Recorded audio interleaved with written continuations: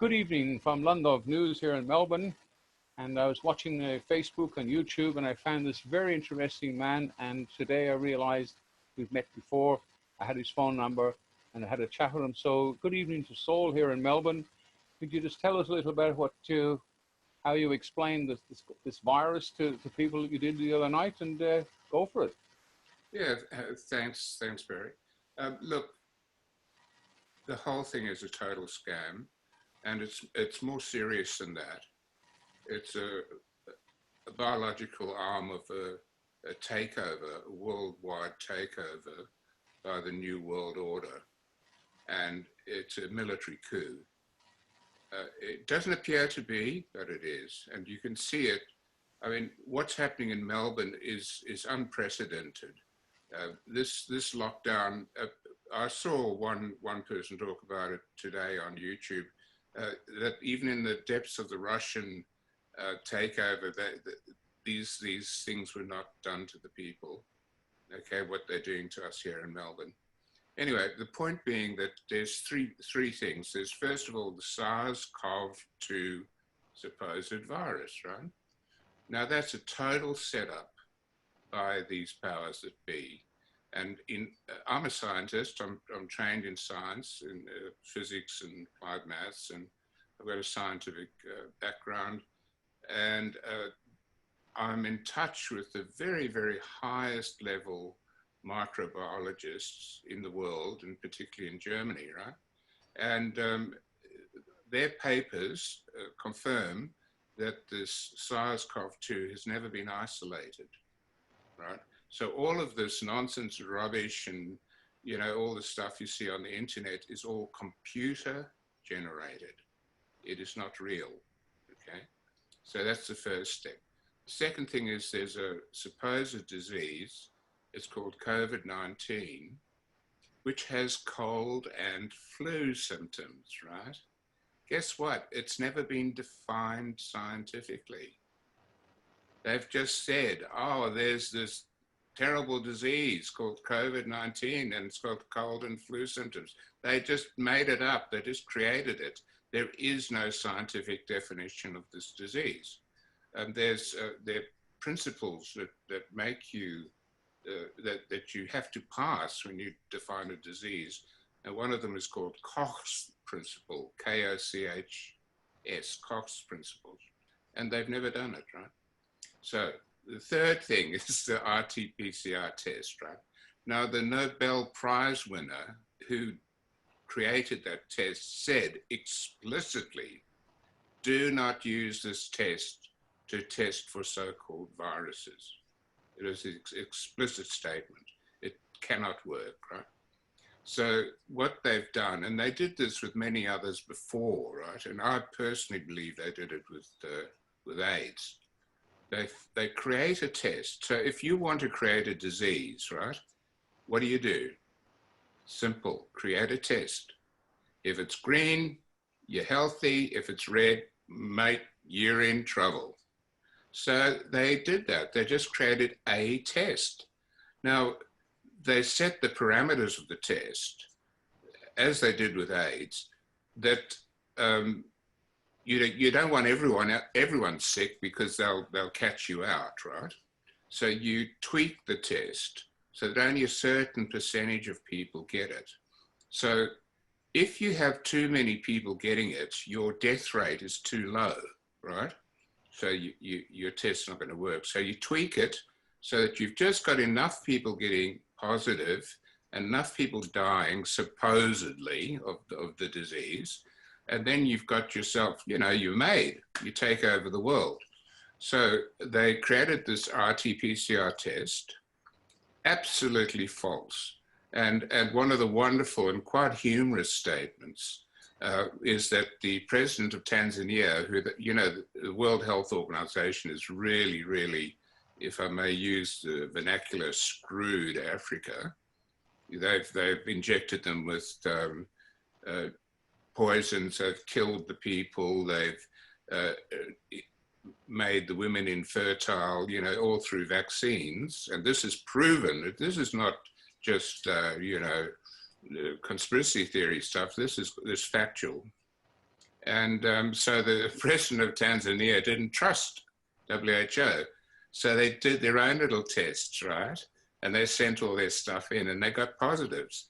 And they got positives from pawpaws, from goats, and from birds, right? They were just some of the things. And the truth is that, you know, the RT means reverse transcription, right?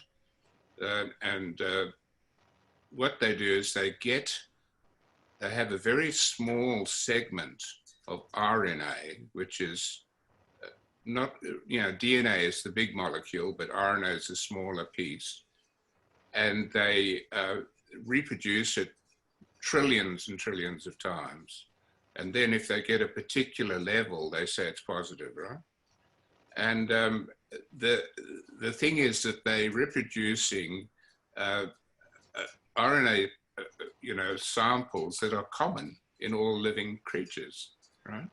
So they have all this pathetic, you know, you switch on the TV here in Australia and you see, oh, yeah, there's 6,000 new cases of coronavirus, we're all going to die, you know, the end of the world has come, you know, and then, of course, everyone gets scared. It's a fear campaign, right? Shock and terror. Then they actually manufacture the deaths. So what they do, if you might have noticed that most of the people dying are old, mate, I got news for them. You know, when you get old, you die, okay?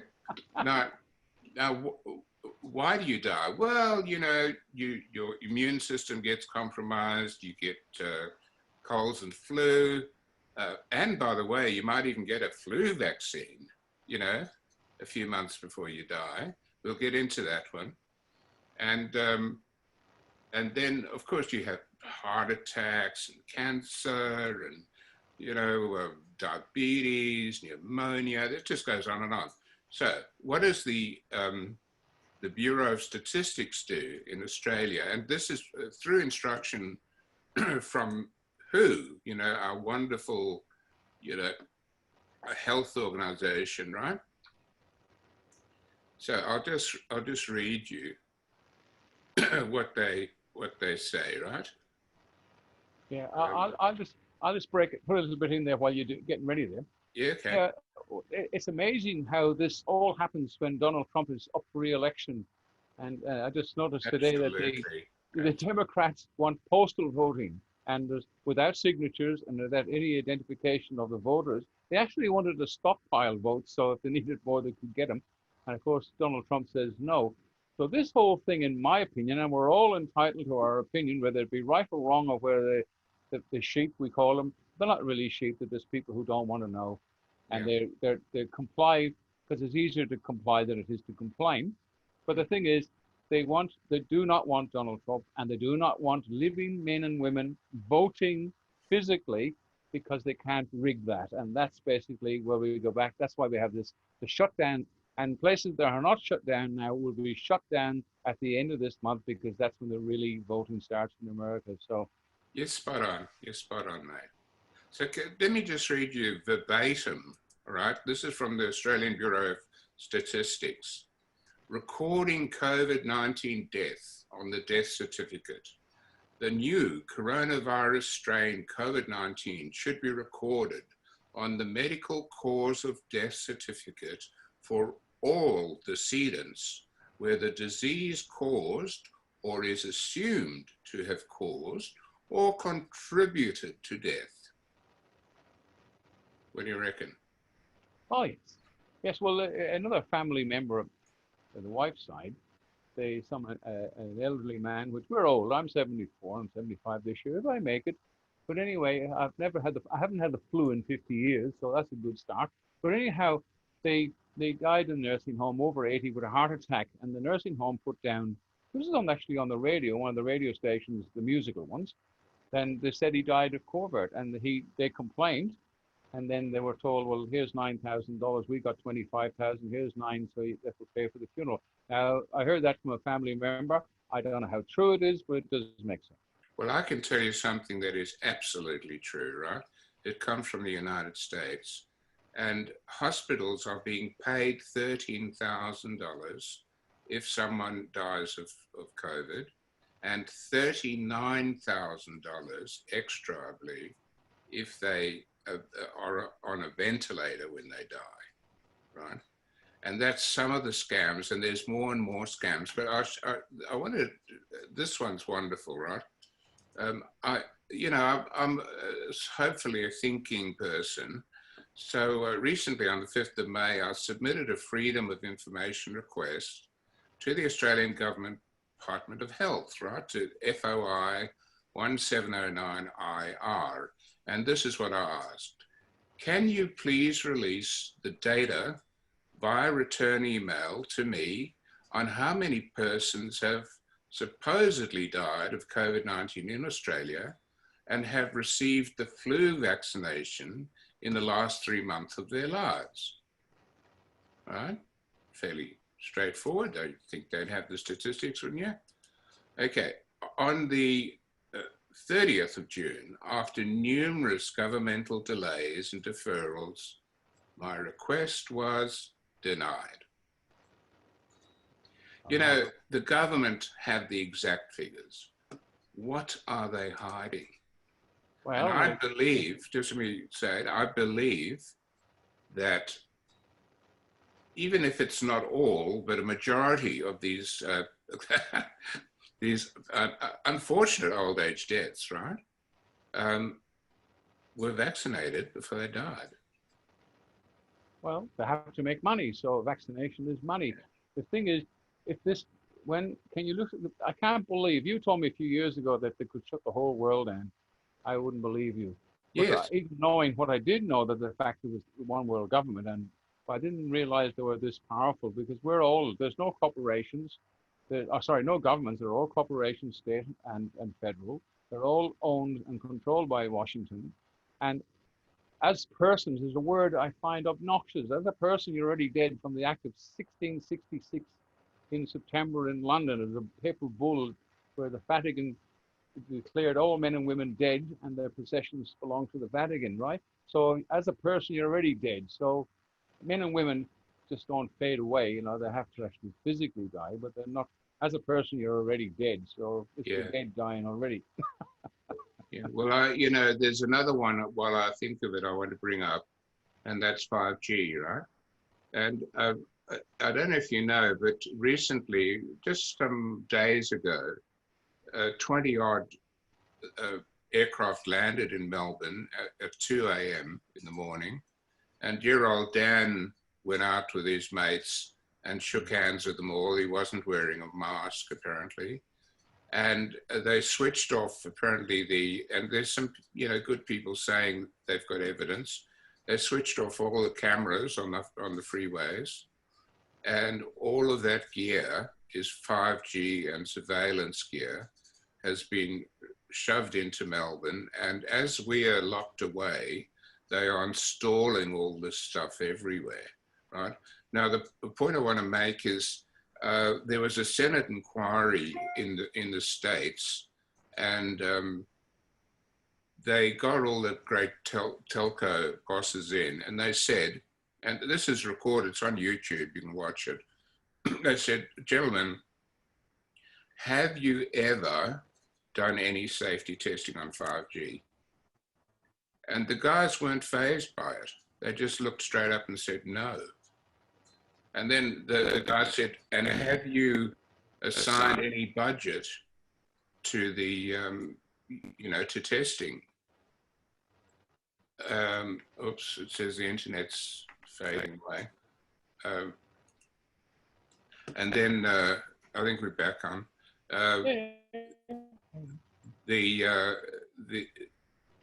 Where am I? 5G. The bosses just said, no, we haven't done any testing. Now, other scientists have, I might have to re-record this because it's sort of fading away a bit, but other scientists have done tests, right? And they find that at the very high frequencies, 5G's got different frequencies in it, right? They go up to sort of tens of gigabytes. And at the higher frequencies, which of course are the ones that you want to use, because you can transmit and receive vast amounts of information, the higher the frequency is. It affects the oxygen intake to the human body, right? And you get starved of oxygen. And they know the process. It's called calcium channels or something. And so isn't it interesting that we have 5G being stored without our permission, which could be the cause of shocking pulmonary diseases, okay? I wonder what they might be. Oh, that's right. They're sort of like COVID-19, all right? And then we have people being almost compulsorily injected with flu vaccines, particularly in the old age homes. And what sort of symptoms would we have? That's sort of like COVID-19, right? So we have these other sources of death, right, of illness, and they're being covered up, totally covered up. And so the powers that be, it's just, the rot is shocking. You know, I've just come across, I know, I spoke to Professor Brighthope, Ian Brighthope today, right? Oh, I know him. I actually know him. I know of him as well. He's clearly, and I said it in my speech, right? I might just read you his statement, right? People in higher latitude parts of the world, greater than 35 degrees north or south, such as here in Victoria, tend to develop vitamin D deficiency from lack of sunlight in winter. This deficiency reduces immunity, causing a predictable increased risk of illness, such as colds and flu. Ah, what are they like? Ah, that's right, they're sort of like COVID-19. And they have, symptoms falsely assigned to COVID-19. Without compensatory vitamin D3 supplementation, we can expect a growing surge in cases and deaths from these illnesses in at-risk vitamin D deficient people in the next 3 months. Professor Ian Brighthope has been making representations to the government advisors, to politicians, and to the media in the last 4 months that have been completely ignored. Yeah, I've got a friend, Dr. John Pesey. He was struck off because he advised a few people about vaccinations. Yeah, I know John as well. Oh, John. He's a good friend of mine, John. Great guy. Beautiful.